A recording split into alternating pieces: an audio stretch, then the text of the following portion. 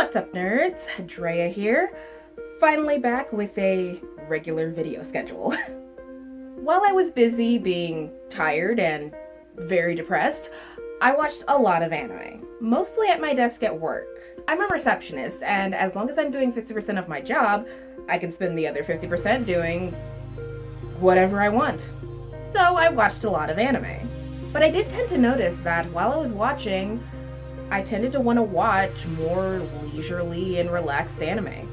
Like, even though I enjoy the action, the gore, the drama, the extreme comedy, the ecchi, I actually really like watching these wholesome and leisurely series. Now, let me clarify that when I say wholesome and leisurely, I do not mean child-friendly. The first show we're going to talk about, That Time I Got Reincarnated as a Slime, is very leisurely and wholesome, I would say, but it is not child-friendly. Not really. Like, maybe an older kid could watch it, but maybe not for the younger sort.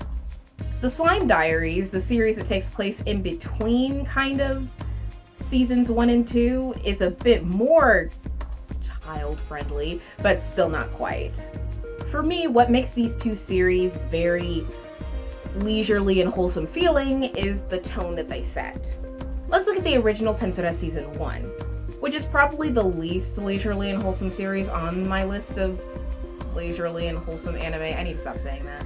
It has quite a bit of action, drama, and conflict, but I feel like that all takes a background to the tone that they set to be more kind of slice of life, but not really. Basically, all of the action and drama is a means to an end. It's to get your main character, our titular slime, to get on his way to living peacefully with his nation of monsters. Yeah, all that action and drama never seemed to be the focus for me. And that's one of the reasons why I really liked Season 1, and I felt like Season 2 was a little bit too removed from what Season 1 was doing. Not that I didn't like it. I love it, and I'm excited for Season 2, which I think is airing right now, but I have not started it yet. Also, something that this series and a lot of these other leisurely isekai series do is that the main character is obviously overpowered. Extremely overpowered. Rimuru defeats pretty much everyone very easily. And that's because the focus is not on the conflict. It's on slice of life nonsense and living peacefully. And that's what I really like about it. And the Slime Diaries, thankfully, is just about that. It's basically a slice of life series set in a fantasy world. As a beach episode, it has hot springs, it has Christmas, New Year's. It's great. If you haven't seen it, I recommend it. It just ended, and I really enjoyed it. Another series that kind of follows this vein of overpowered protagonist that wants to live a peaceful and normal life is Didn't I Say to Make My Abilities Average in My Next Life? Aside from it having a very long title, which I just can't quit, and I'm not sorry about it. It's about a regular girl who died, and she asked the gods after she dies to make her abilities just average because she was extremely smart, extremely talented, and she felt so much pressure in her normal life. So she said, please make me average. So they did. But they gave her a power level in between the strongest being and the least strongest being, which basically makes her stronger than every human. It's actually really funny.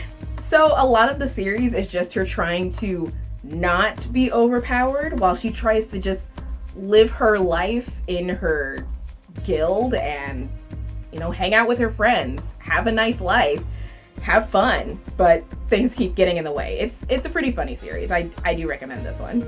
It's also like the only one that I've seen in English, so it's got that going for it. The dub's not bad. And so another series like this that I just finished, another isekai, is I've been killing slimes for 300 years and maxed out my level. Like, I just watched the last episode this week.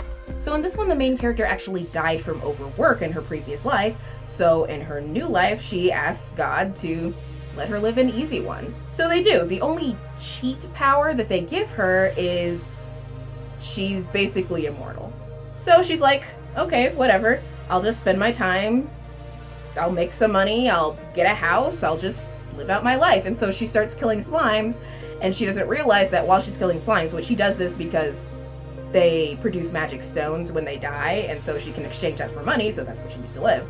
But she doesn't realize that she's also gaining XP, experience points, and after 300 years, she goes to check her level at the, like the guild place, I don't know what you call it, I don't play games. She goes to check that, and she completely maxed out her level, making her stronger than most people. And so the series is kind of like her still trying to live that easy life, and she does for the most part. But she gets to add more people to basically a family. They create a family. It's very, very nice. They add like an elf. They add some dragons. They have a demon who stops by on occasion. They have slime spirits, and also there's a ghost. It's a great series. It's a lot of fun. Not too much fun, because like I said, the reason why a series that I really do enjoy, Azumanga Daioh, is not on this leisurely list is because it's more slice of life. The reason why I've been sticking to fantasy series is because sometimes the slice of life stuff is a little bit too real. Not that it's not leisurely and can be nice, but sometimes the real stuff is just too much drama, specifically for me. So I tend to gravitate to the isekai, to the fantasy. And yeah, that's kind of what I consider leisurely. Something that can really give me that like escapist like thing going on. Something that can make me just forget about the real world, because the real world sucks. However, if you are sick of isekai, Flying Witch is another leisurely anime. I'll watch most things with witches these days, but I was surprised at how honestly quiet and simple this one was. So it's basically about this girl who is a witch in training, and she goes to live in the countryside with her cousins, and that's kind of the show. She's just learning more things about magic. She learns about gardening. You get to hang out with her familiar cat, some other people. Her sister comes to town. You also get to visit an enchanted cafe. It's a very nice, sweet, simple series. You could just watch one episode of and you're like, oh, that felt so nice. Oh, I'm so relaxed, and now I can go and see what How Not to Summon a Demon Lord is doing. Like, it's just a very nice, relaxing series. It's very relaxing. And yeah, that's one of the main reasons why I like these leisurely series. They relax me. Like I said, I love the action, I love the drama, I love the ecchi, I love the extreme comedy. But sometimes I just want to sit back and watch something that, not something that makes me turn my brain off, but something that just makes me feel like I don't have to think too hard to enjoy it. If that makes any sense.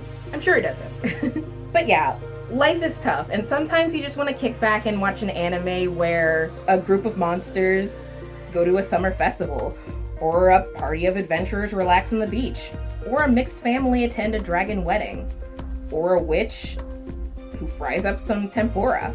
Sometimes you just need stuff like that.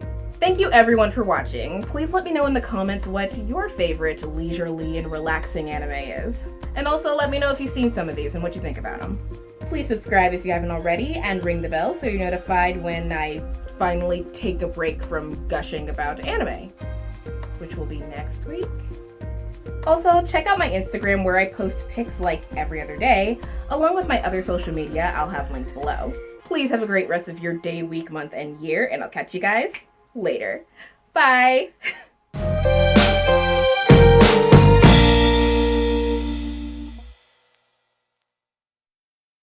By the way, I am filming this video the day before it's supposed to go up, because I wasted my entire week. I wrote the script days ago. I was ready to film, but I did not. That's kind of what happens when you're working around your depression. You gotta work around your motivation to do anything. Also, I've been in a lot of pain. I messed up my back.